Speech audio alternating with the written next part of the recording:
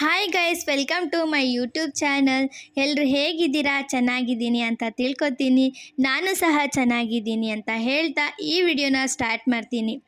ಯಾರೆಲ್ಲ ನನ್ನ ಚಾನಲ್ನ ಫಸ್ಟ್ ಟೈಮ್ ನೋಡ್ತಿದ್ದೀರಾ ಹಾಗೆ ವಿಡಿಯೋ ಸಹ ನೋಡ್ತಾ ಇದ್ದೀರಾ, ಅವ್ರಿಗೆ ಒಂದು ಹೇಳೋಕ್ಕೆ ಇಷ್ಟಪಡ್ತೀನಿ. ಏನಪ್ಪ ಅಂದರೆ, ಒಂದು ಲೈಕ್ ಮಾಡಿ, ಕಮೆಂಟ್ ಮಾಡಿ, ಶೇರ್ ಮಾಡಿ, ಹಾಗೆ ಸಬ್ಸ್ಕ್ರೈಬ್ ಮಾಡ್ಕೊಳ್ಳಿ ಅಂತ ಕೇಳ್ತಾ ಈ ವಿಡಿಯೋನ ಮುಂದುವರಿಸ್ತಾ ಇದ್ದೀನಿ. ನಮ್ಮ ಮನೇಲಿ ಸ್ವಲ್ಪ ಫಂಕ್ಷನ್ ಇದೆ, ಸೊ ಅದಕ್ಕೆ ಮನೆ ಸ್ವಚ್ಛತೆ ಕಾರ್ಯಕ್ರಮ ಇಟ್ಕೊಂಡಿದ್ದೀನಿ. ಸೊ ಅದಕ್ಕೆ ಮುಂಚೆ ನಾನು ತಲೆ ಬಾಚ್ಕೊಂಡ್ರಾಯ್ತು ಅಂತ ಹೇಳ್ಬಿಟ್ಟು ತಲೆ ಇಕ್ಕೊತಿದ್ದೆ. ನಮ್ಮಮ್ಮ ಹೇಳ್ತಾಯಿತ್ತು, ನೀನು ಏನು ಕೆಲಸ ಮಾಡಲ್ಲ, ಇದು ಒಂದಾದರೂ ಫಂಕ್ಷನ್ ಇದೆ, ಸೊ ಮನೆ ಕ್ಲೀನ್ ಮಾಡು ಅದಕ್ಕಂತ ಹೇಳ್ತಾಯಿತ್ತು ನಮ್ಮ ಮಮ್ಮಿಗೆ. ಸರಿ ಮಮ್ಮಿ ಆಯ್ತು, ನಾನು ಮನೆ ಕ್ಲೀನ್ ಮಾಡ್ತೀನಿ ತಗೋ, ನೀನು ಟೆನ್ಷನ್ ತೊಗೋಬೇಡ ಅಂತ ನಮ್ಮ ಮಮ್ಮಿಗೆ ಹೇಳ್ತಾಯಿದ್ದೆ. ತಲೆ ಇಕ್ಕೊತಿದ್ದೆ. ನಮ್ಮ ಮಮ್ಮಿ ಒಂದು ಸ್ವಲ್ಪ ಬ್ಯಾಗ್ ಚೈನ್ ಹೋಗಿತ್ತು ಅಂತ ಹೇಳ್ಬಿಟ್ಟು ಚೈನ್ ಹಾಕ್ತಾಯಿದ್ರು, ಸೊ ಅದು ಬರಲೇ ಇಲ್ಲ. ಅದಾದಮೇಲೆ ನಾನು ತಲೆ ಬಾಚ್ಕೊಂಡೆ, ಫಸ್ಟ್ ಕ್ಲಾಸಾಗಿ ರೆಡಿಯಾಗಿ ಮನೆ ಕ್ಲೀನ್ ಮಾಡಬೇಕಂತ ನಮ್ಮ ಆಯುಧಗಳು ತಗೊಂಡೆ.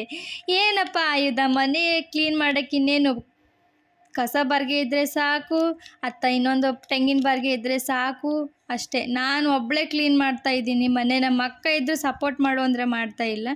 ಹಾಗೆ ಫಸ್ಟ್ ಬಂದಾಗಿ ಮಾಡ್ದಲ್ಲಿರೋ ಬಟ್ಟೆನೆಲ್ಲ ಕ್ಲೀನಾಗಿ ತೆಗಿತಿದ್ದೀನಿ. ಯಾಕಪ್ಪ ಅಂದರು, ನಮ್ಮ ಮಮ್ಮಿ ಹಳರಿ ಭಾಳ ಅವು ಬಟ್ಟೆ ಒಗಿತಾಳ್ರಿ. ಬಟ್ಟೆ ಒಗಿಲಕ್ಕೆ ಒಂದು ಗಂಟೆ ನಿಂದಳು ಬಟ್ಟೆನೇ ಒಗಿತಾಳೆ.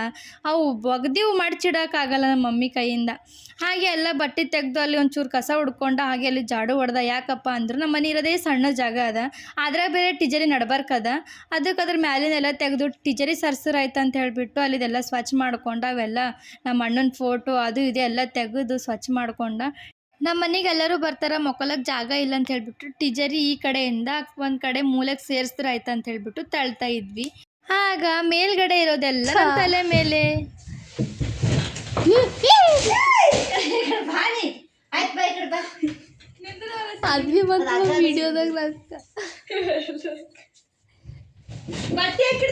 ಮಮ್ಮಿ ನಿನ್ ತಲೆ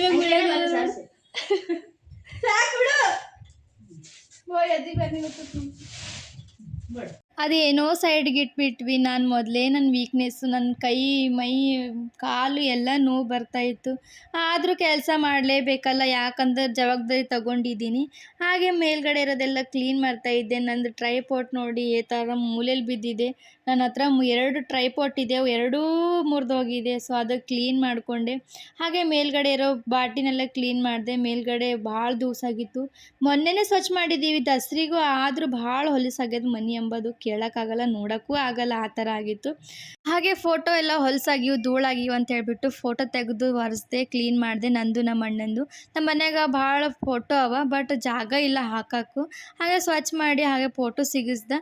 ನಮ್ಮ ಮನೇಲಿ ಕೆಲಸ ಮಾಡೋಕ್ಕೂ ಯಾರೂ ಇರಲ್ಲ. ಮನೇಲಿ ಇರಬೇಕಂದ್ರೆ ನಂಗೆ ಟೈಮು ಸಿಗಲ್ಲ. ಅದಕ್ಕೆ ಯಾವಾಗೋ ಒಂದು ಟೈಮ್ ಸಿಕ್ಕಾಗ ಕೆಲಸ ಮಾಡ್ತೀನಿ, ಇಲ್ಲಾಂದರೆ ಮಾಡಲ್ಲ. ಹಾಗೆ ಪ್ಯಾನ್ ಮೇಲಂತೂ ಬಕ್ಕಳು ಧೂಳು ಕುಂತಿತ್ತು, ಪ್ಯಾನ್ ಕ್ಲೀನ್ ಮಾಡ್ದೆ. ನಮ್ಮ ಮನೇಲಿ ಎಲ್ಲ ಓಕೆ, ಬಟ್ಟೆದು ಮಾತ್ರ ಪ್ರಾಬ್ಲಮ್ಮು. ಯಾಕಪ್ಪ ಅಂದ್ರೆ ನಮ್ಮ ಮನ್ಯಾಗ ಬಟ್ಟೆ ಭಾಳ ಸಾಕಾಗಿ ಹೋಗ್ಯದ. ಬಟ್ಟೆಯ ಕಾಲಾಗ ನಾವು ಟಿಜರಿ ತುಂಬರು ಅವಕ್ಕೂ ನಮ್ಮ ಅಣ್ಣ ಒಂದು ಬಟ್ಟೆ ಕಿತ್ತಂದ್ರೆ 16 ಬಟ್ಟೆ ಕಿತ್ತಿಕ್ತಾನ, ಮಡ್ಚಿಡ್ಲಿಕ್ಕೆ ಸಾಕಾಗ್ತದ. ನಮ್ಮ ಮದ್ವೆಗೆ ಸ್ಕೂಲಿಂದ ಬಂದ, ಹಾಡ ಬೇರೆ ಹಚ್ಚಿದ, ಅವ್ನು ಬೇರೆ ಡ್ಯಾನ್ಸ್ ಮಾಡ್ತಾಯಿದ್ದ.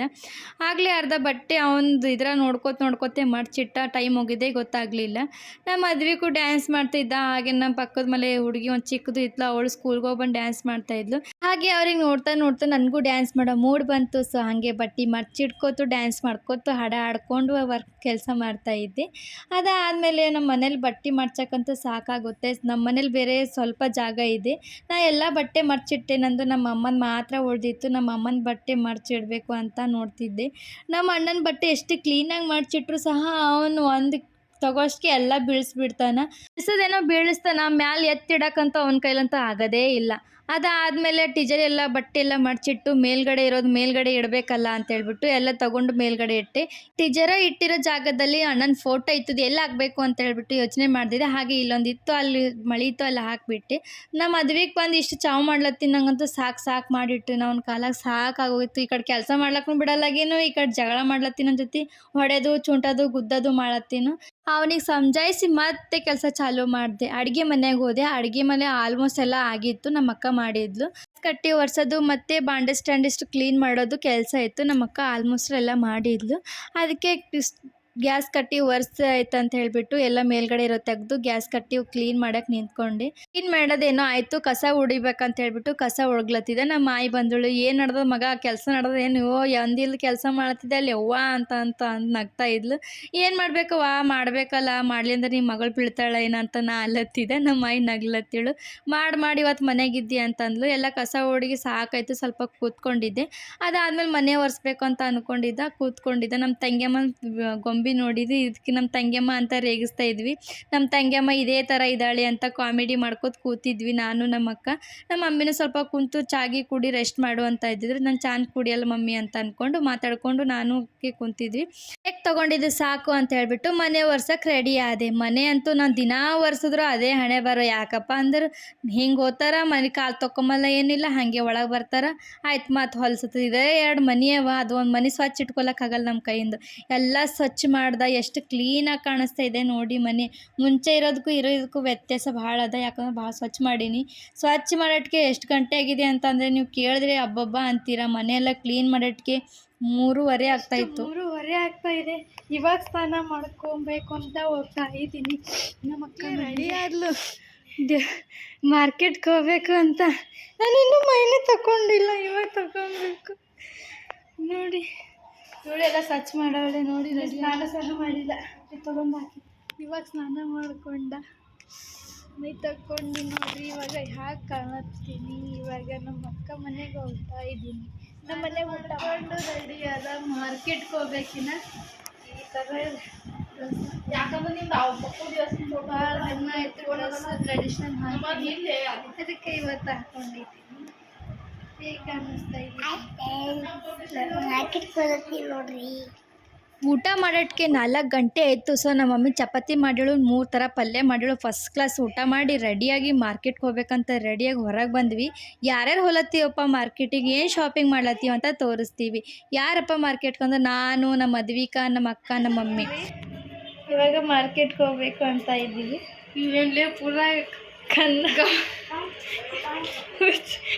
ಘಮ ಅಲ್ಲತ್ತ ನೋಡ್ರಿ ರೊಕ್ಕಗಳು ಎಷ್ಟು ರೂಪಾಯಿ ನೋಡ್ರಿ. ಒಂದೇ ಒಂದು 4,000 ತಗೊಂಡ್ಲ ಅವಳು. 500 ರೂಪಾಯಿ ತಗೊಂಡು ಆಚೆ ಬರ್ತಾನೆ. ನಮ್ಮ ಅಣ್ಣ ಉಂಡ್ರು ಭೀ ಎಳ್ನೀರು ಬೇಕಂತ ಜಗಳ ಮಾಡಿ ಎಳ್ನೀರು ಕುಡ್ಕೊಂಡು ನಿಂತ್ಕೊಂಡಿದ್ದ. ಅದಾದಮೇಲೆ ಆಟೋಲ್ಲಿ ಕೂತ್ಕೊಂಡು ಮಾರ್ಕೆಟ್ಗೆ ಬಂದು ನೋಡ್ತೀವಿ, ಭಾಳ ಜನ ಇದ್ದರು. ಸೀರೆ ತೊಗೋಬೇಕಂತ ಹೇಳ್ಬಿಟ್ಟು ಕಲ್ಯಾಣಿ ದುಕಾನ್ಗೆ ಹೋದ್ವಿ. ಯಾಕಂದ್ರೆ ನಾವು ಸೀರೆ ಹಮೇಶ ಅಲ್ಲೇ ತೊಗೋತೀವಿ. ಕೂತಿದ್ವಿ, ಭಾಳ ಮಂದಿ ಇದ್ದೀರಂತ. ಚಹಾ ಕೊಟ್ಟರು, ಚಹಾ ಕುಡಿದ್ವಿ. ನಾನು ನಮ್ಮ ಅಕ್ಕಗೆ ಸೀರೆ ತೋರ್ಸತ್ತೀನಿ ಯಾವ ಥರ ಇದೆ ನೋಡಿ ಅಂತ. ನೋಡ್ರಿ ಅಂತ ಸೀರೆ ಬೇಕು ನೋಡಿ. ಅವ್ರು ಅಂತ ಇದ್ರು, ನೀವು ಸೀರೆ ಚೆನ್ನಾಗಿ ತೋರಿಸಲ್ಲ ಬಿಡಿ, ನೀವು ಕಸ್ಟಮರಿಗೆ ಚಂದ ರೆಸ್ಪಾನ್ಸ್ ಮಾಡಲ್ಲ ಅಂತ ನಮ್ಮ ಅಕ್ಕ ಕಾಮಿಡಿ ಮಾಡ್ತಾಯಿದ್ಲು. ನಮ್ಮ ಅಮ್ಮ ಬೈತಾಯಿದ್ಲು, ಹಂಗೆಲ್ಲ ಮಾಡಬೇಡ ಬಿಡು, ಬಿಚ್ಚಬೇಡ ಅಂತ. ನಾನು ಸೀರೆ ತೊಗೋಬೇಕಂತ ಹೇಳ್ಬಿಟ್ಟು ಸೀರೆ ಈ ಥರ ಹಾಕ್ಕೊಂಡಿದ್ದೀನಿ. ಚೆನ್ನಾಗಿತ್ತು, ಯಾವ ಥರ ಕಾಣಿಸ್ತಿದೆ ನೋಡಿ. ನಮ್ಮ ಮದುವೆಕನ ಬರ್ತಡೇ ಇದೆ ಅಲ್ವಾ, ಸೊ ಅವನಿಗೆ ಸೈಕಲ್ ತೊಗೋಬೇಕಂತ ಹೇಳ್ಬಿಟ್ಟು ಸೈಕಲ್ ದುಕಾನಿಗೆ ಬಂದ್ವಿ. ಅಣ್ಣ ಫುಲ್ ಖುಷಿಯಾಗ್ಬಿಟ್ಟ, ನಾ ಸೈಕಲ್ ದುಕಾನಿಗೆ ಬಂದೀವಂತ. ನಂಗೆ ಸೈಕಲ್ ಅದು ಬೇಕು, ನಂಗೆ ಸೈಕಲ್ ಇದು ಬೇಕು ಅಂತ ಅನ್ಲತ್ತೀನು. ಅದಾದಮೇಲೆ ಒಂದು ಸೈಕಲ್ ಸೆಲೆಕ್ಟ್ ಮಾಡಿದ್ವಿ, ಓಡ್ಸೋಕೆ ರೆಡಿ ಅದ. ಹಿಂಗೆ ತೊಗೊಂಡು ಹೋಗಮ್ ನಡ್ರಿ ಅಂತ ನಿಂತಿದ್ದೆ. ಬ್ಯಾಡ ಮಗ, ಹಂಗೆ ಹೋಗಬಾರ್ದು, ರೊಕ್ಕ ಕೊಟ್ಟು ಹೋಗಬೇಕು ಅಂತ ಹೇಳ್ಬಿಟ್ಟು 1 ರೌಂಡ್ 2 ರೌಂಡ್ ಸುತ್ತಿಸ್ತಾ ಇದ್ದ. ಈಗಿನ ಕಾಲದಾಗ ನಮಗೆ ಸೈಕಲ್ಲು ಇರಲಿಲ್ಲ, ಏನೂ ಇರಲಿಲ್ಲ. ನಾನು ಗೌರ್ಮೆಂಟ್ ಸ್ಕೂಲಲ್ಲಿ ಓದ್ತಿದ್ದ 8ನೇ ಕ್ಲಾಸಿಗೆ ಸೈಕಲ್ ಕೊಟ್ಟರು. ಅದು 6 ತಿಂಗಳು ಓಡಿಸ್ದೆ. ನಂಗೆ ಬಹು ಖುಷಿ ಆಯಿತು ಸೈಕಲ್ ನೋಡಿ. ನಾವರ ಓಡಿಸಿಲ್ಲಪ್ಪ, ನಮ್ಮ ಮಕ್ಕಳಾದರೂ ಓಡಿಸ್ಲಿ ಅಂತ ಹೇಳ್ಬಿಟ್ಟು ಅವನಿಗೆ ಒಂದು ಸೈಕಲ್ ಇಸ್ಕೊಟ್ವಿ. ಹಾಗೆ ಸೈಕಲ್ ತೊಗೊಂಡು ಮನೆಗೆ ಬರ್ಲತ್ತಿದ್ದೆವು. ಪಾನಿಪುರಿ ತಿಂದ್ರಾಯ್ತು ಅಂತ ಹೇಳ್ಬಿಟ್ಟು ಪಾನಿಪುರಿ ಪಾನಿಪುರಿ ತಿಂದ್ವಿ. ಮನೆಗೆ ಬಂದ್ವಿ. ನಮ್ಮ ಮದ್ವೆಗೆ ಬಂದನ ಆಡ್ ಸೈಕಲ್ ಮೇಲಿಂದ ಇಳದೇ ಇಲ್ಲ. ಚಶ್ಮಾ ತೊಗೊಂಡು ಸೋಂಗ್ ಮಾಡತ್ತೀನಿ ಹಂಗೆ ಹಿಂಗೆ ಅಂತ. ವಿಡಿಯೋನ ಇಲ್ಲೇ ಕೊನೆ ಮಾಡ್ತಾ ಇದ್ದೀನಿ. ಹಾಗೆ ಮತ್ತೆ ವಿಡಿಯೋದಲ್ಲಿ ಸಿಗೋಣ ಅಂತ ಹೇಳ್ತಾ ಈ ವಿಡಿಯೋನ ಇಲ್ಲಿಗೆ ಎಂಡ್ ಮಾಡ್ತಾ ಇದ್ದೀನಿ.